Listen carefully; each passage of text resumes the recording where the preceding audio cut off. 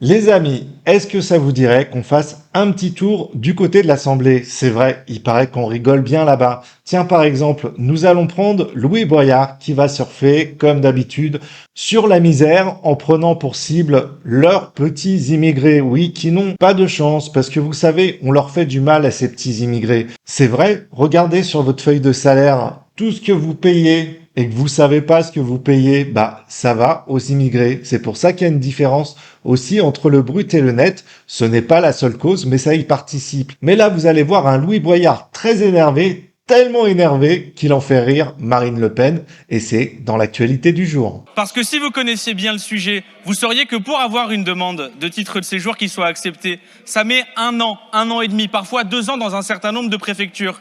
Et là, vous voulez faire payer les soins et les médicaments à des personnes qui n'ont pas les papiers, mais dans le même temps, les personnes qui n'ont pas les papiers n'ont pas le droit de travailler.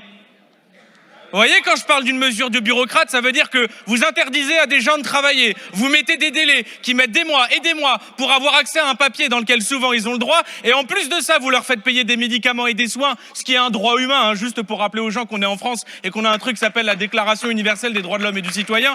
Ah, les droits de l'homme, nous y sommes. Eh ben tiens, parlons-en des droits de l'homme. Tiens, Monsieur Boyard, par exemple, comment ça se passe quand vous avez des clandestins qui squattent votre appartement et que vous pouvez pas le verrer et que vous êtes dehors? Ils sont où les droits de l'homme? Tiens, Monsieur Boyard, là on vous entend pas beaucoup hein, quand c'est comme ça. Il y a une petite mamie qui a fait une grève de la faim parce que des migrants avaient squatté son appartement et là, on n'a pas entendu Monsieur Boyard, pas du tout. Allez, on continue.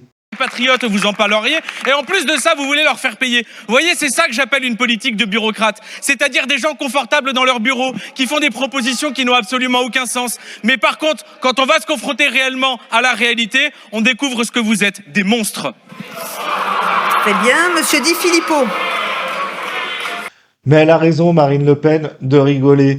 Les droits de l'homme. Les droits de l'homme, c'est quoi? C'est quand on libère des criminels qui ne font pas entièrement leurs années de prison parce qu'ils ont commis des crimes atroces et qu'après ils recommencent. C'est ça, les droits de l'homme. C'est de relâcher des OQTF, des criminels en puissance. Mais qu'est-ce qui vient nous parler des droits de l'homme? Mais monsieur Boyard, il y a un truc que vous comprenez pas.